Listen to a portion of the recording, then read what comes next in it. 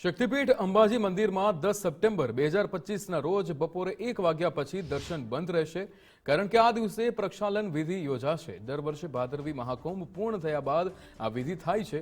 માતાજીની સવારી અને આભૂષણોની સાફ સફાઈ પણ કરવામાં આવે છે, જેમાં સોની પરિવાર વર્ષોથી જોડાયેલા છે। આ દિવસે દર્શન સમયમાં ફેરફાર કરાયો છે। સવારની આરતી 7:30 થી 8, દર્શન 8 થી 11:30, રાજભોગ બપોરે 12 વાગે અને બપોરે દર્શન 12 થી 1 વાગ્યા સુધી રહેશે। સાંજની આરતી રાત્રે આશરે 9 વાગે થશે। 11 સપ્ટેમ્બરથી દર્શન અને આરતીનો સમય રાબેતા મુજબ રહેશે।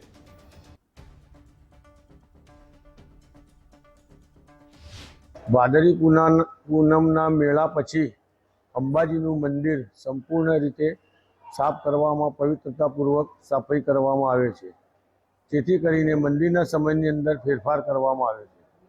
બપોરે રાબેતા મુજબ 12 વાગે માતાજીનો રાજભોગ લાગશે અને ત્યારબાદ 1 વાગ્યા સુધી માતાજીનું મંદિર ખુલ્લું રાખવામાં આવશે અને સાંજે સાયંકાલની આરતી આશરે 9 વાગ્યા સુધી રાખવામાં આવેલ છે।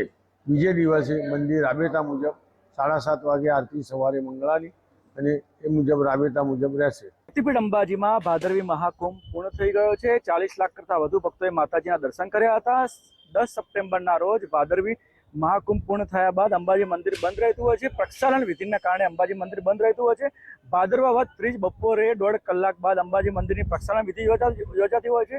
અંબાજી મંદિરના ભટજી મહારાજ દ્વારા માતાજીના જે આભૂષણ હોય છે, વિસાયંત્ર હોય છે, તેને બહાર લાવવામાં આવતું હોય છે અને તેની સાફ સફાઈ કરવામાં આવતી હોય છે। અને પ્રક્ષાલન વિધિ એટલા માટે કરવામાં આવતી હોય છે કે જે લાખો માઈ ભક્તો જ્યારે અંબાજી મંદિરમાં દર્શન કરવા આવતા હોય છે અને કોઈ કારણસર અંબાજી મંદિર અપવિત્ર થયું હોય ત્યારે તે શુદ્ધિકરણ કરવા માટે આ વિધિ યોજાતી હોય છે। શક્તિસિંહ રાજપૂત, ગુજરાત ફર્સ્ટ, અંબાજી।